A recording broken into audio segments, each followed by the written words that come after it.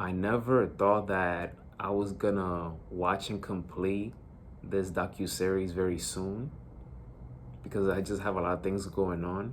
But I'm glad that I watched all 5 episodes of the docuseries on Amazon Prime called Game 7.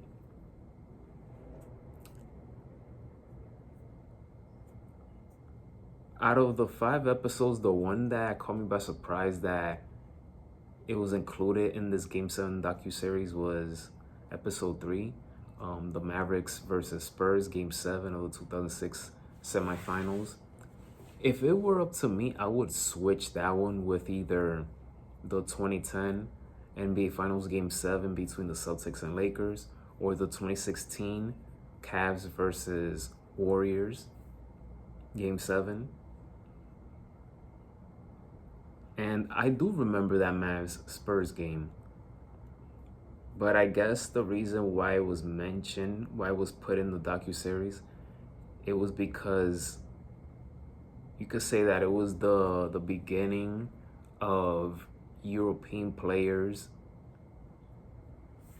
start playing at an elite level. And Dirk Nowitzki is one of those players that he started to raise his game to another level beginning in that 2006 series. And I don't entirely disagree because in the following, he went on to the NBA Finals that same year, and the following season, he was NBA League MVP.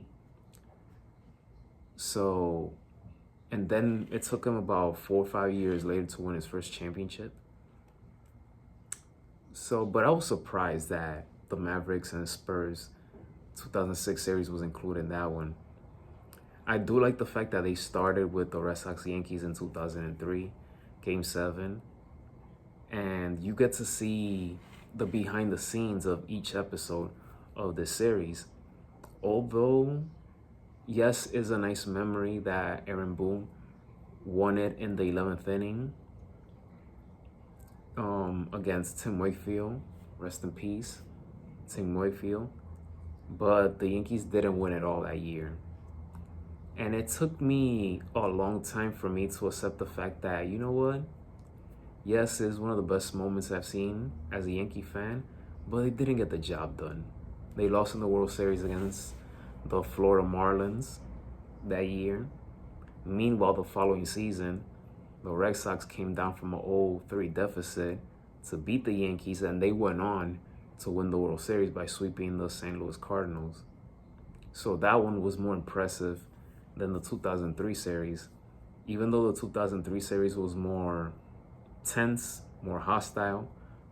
You had the Don Zimmer Pedro incident.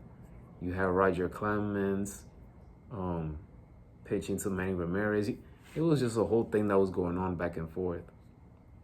But those rivalries of the Red Sox and Yankees are not the same. Like the rivalry today is not the same like it was in those early 2000s and even in the 70s. The rivalry is great between both teams when both teams are doing very well, and when they both have key superstars on each side.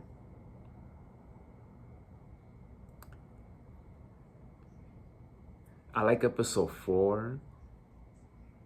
I would say I like episode 4 the most out of the entire docuseries because that one is about the Cubs and Indians Game 7 2016.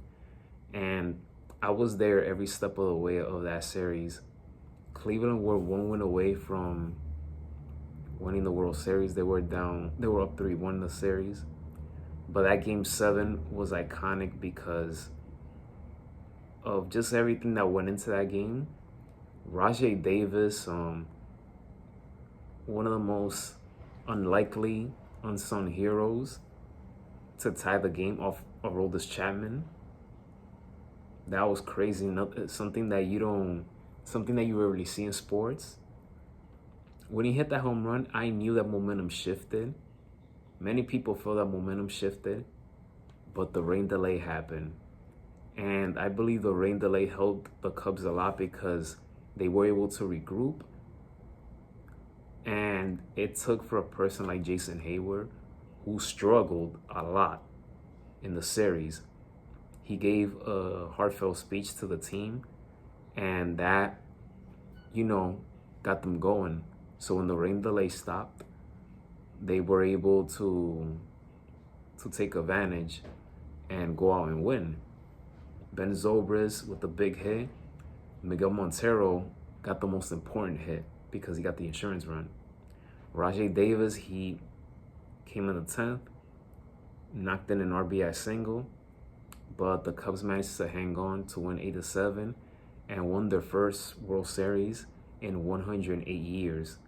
And for me to watch that on my TV screen, it was unbelievable. I never thought that, not that I never thought, but I couldn't believe that I was witnessing this in my lifetime. So that one is one of my favorite, that's my favorite episode of the entire docuseries. And then you had the last one, the last episode, Mark Messier coming to the Rangers and helping the Rangers win the Stanley Cup against the Vancouver Canucks. That was the season that put the stamp on Mark Messier's legacy because, yes, he had success with Edmonton, but him coming to the Rangers was a great challenge for him because he knew he wasn't the caliber player that Wayne Gretzky was in Edmonton. He was perfectly fine with the role that he had there, but him coming to the Rangers and be that number one leader, guaranteeing them a victory in Game 6 of the conference finals against the Devils, getting the hat trick, that doesn't happen. That's rare to happen, but it did. And then the Rangers won their first Stanley Cup in 54 years. I like the camaraderie. The chemistry that him and Brian Leach have to this day. So I like those scenes where him and Brian Leach, they're together, reminiscing that 94 Stanley Cup. I just like the behind the scenes of everything, of what the head coaches thought, what the players, what was it like between each player and coach. I just like everything that goes behind the scenes of a game or things that happen leading before to a big Game 7. So I highly recommend for you to watch this docuseries. I don't want to spoil anything or be afraid of give away a little too much, but this is a very good docuseries that I believe that every sports fan should watch. It's on Amazon Prime, so take advantage of it. I'm curious if there's gonna be a season 2 because again, there's been so many Game 7s in sports history. So hopefully there's a season 2. Hopefully, we'll see. If not, then it's fine with these 5 episodes, but definitely check it out. So my review for Game 7 docuseries from 1 through 5, I'll give it a 4.2 out of 5 stars. Thank you for watching this video. Please hit that thumbs up. Don't forget to hit that subscribe button. Don't forget to go to my online store, mikespod.shop. And the message is always, be safe. And may God bless each and every one of you. Have a great Monday, everyone.